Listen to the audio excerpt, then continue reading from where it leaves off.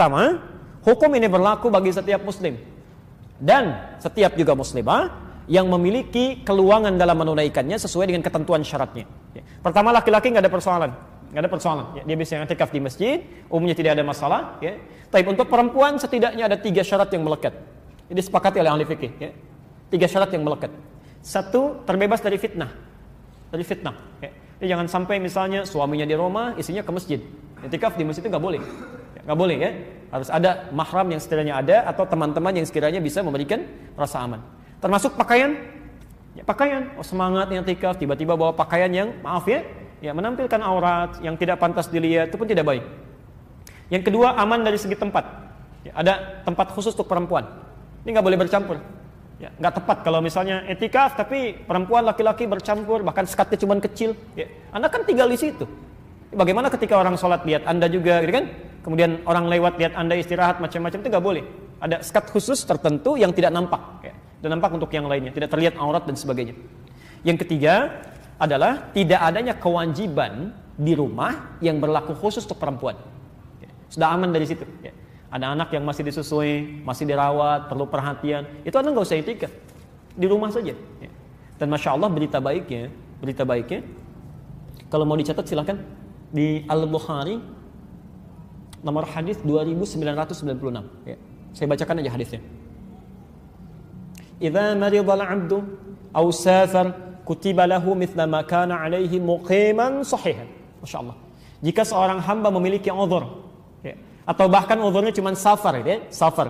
Saya mau safar nih ke Bandung, ya, nanti misal istirahat di kilometer 57, macetnya luar biasa. Ya. Biasanya salat sunnah karena situasi harus cepat, ya maka jamak qasar.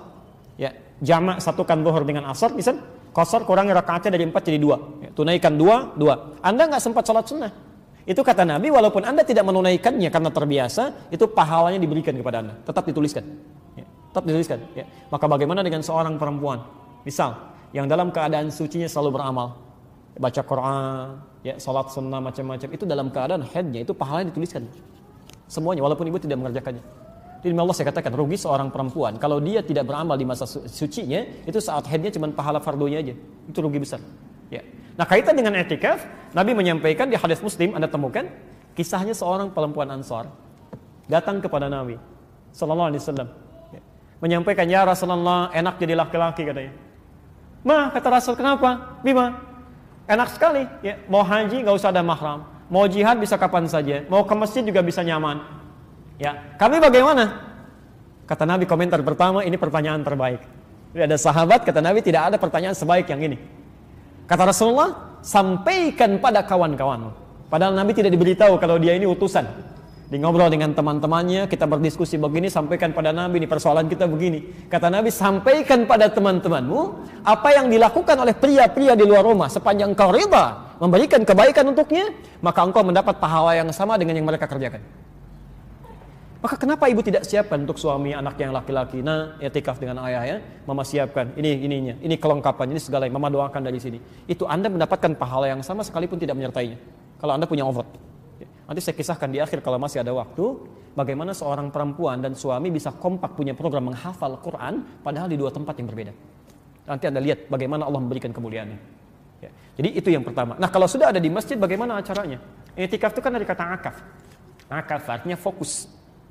Fokus pada sesuatu. Ditambah dengan alif dan ta, i'takafa, usaha yang maksimal untuk fokus. Jadi salah satu faedah i'tikaf itu adalah, salah satu manfaatnya supaya bisa memfokuskan diri kita untuk kepentingan ibadah saja. Sebab beda di rumah dengan di masjid itu lain. Ya. Antum di rumah lihat kasur ingin tidur, lihat TV ingin nonton. Apalagi sekarang banyak sekali untuk laki-laki itu. Saya lewat spanduk aja udah ada nonton bareng Piala Eropa, ada Copa America, ada macam-macam. Ada bioskop ini pindah ke TV. Anda bayangkan semua muncul di Ramadan tuh kadang-kadang. Saya nggak tahu itu setan seperti apa yang muncul ya, sampai godaannya luar biasa tuh. Masya Allah. Tadi saya lewat ke sini aja, itu nggak usah disebutkan lah ya. Ada spanduk-spanduk yang ya bukan muslim tapi bikin acara-acara puasa gitu ya. Kan itu luar biasa gitu ya. Baik. Saya kembalikan, semoga Allah berikan kebaikan pada semuanya. Poinnya adalah Anda ke masjid supaya fokus. Karena ketika Anda ke masjid mau sholat, ya kan? Anda mau tiduran, ternyata yang lain nggak ada yang tidur, ya kan? Anda mau pegang sesuatu, pegang handphone, yang lain pegang mushaf. Ini terdorong untuk fokus. Nah, karena itu, semua yang dilakukan di masjid sejak Anda menutup pintu masjid, mengatakan Allahumma ftah li abwaaba rahmatik, maka semuanya hukum Allah berlaku di situ. Masjid rumah siapa?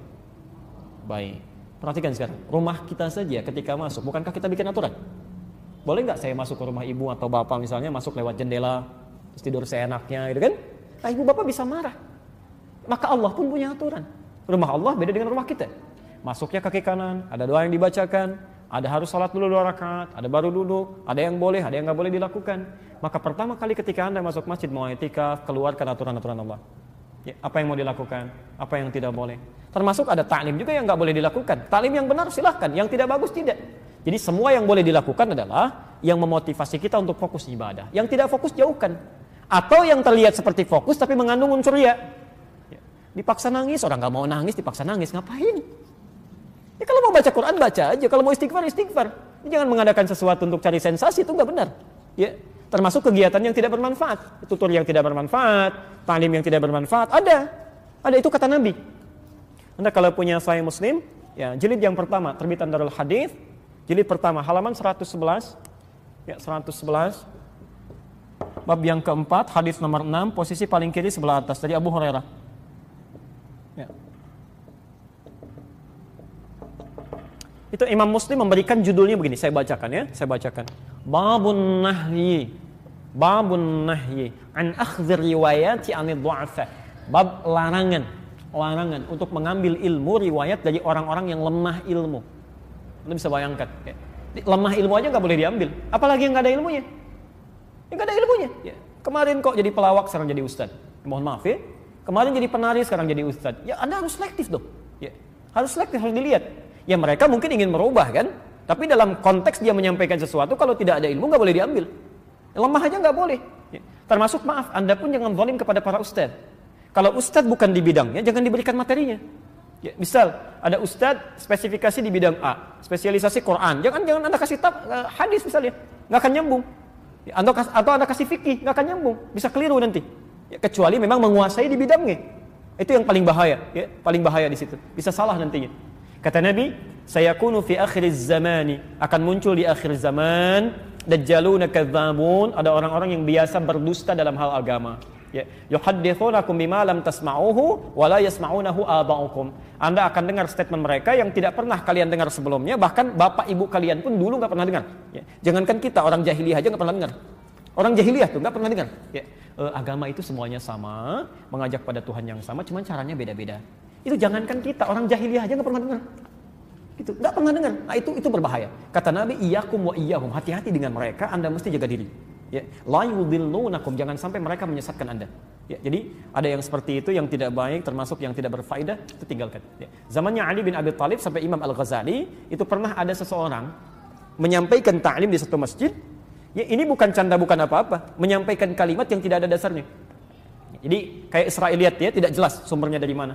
Itu dicek lagi oleh Ali bin Abi Thalib, termasuk Imam Al-Ghazali setelah masa yang sama, ya masa yang berbeda dengan situasi yang sama, itu besoknya nggak ngajar lagi, saking ketatnya bahwa agama itu bukan mainan, ya, bukan mainan.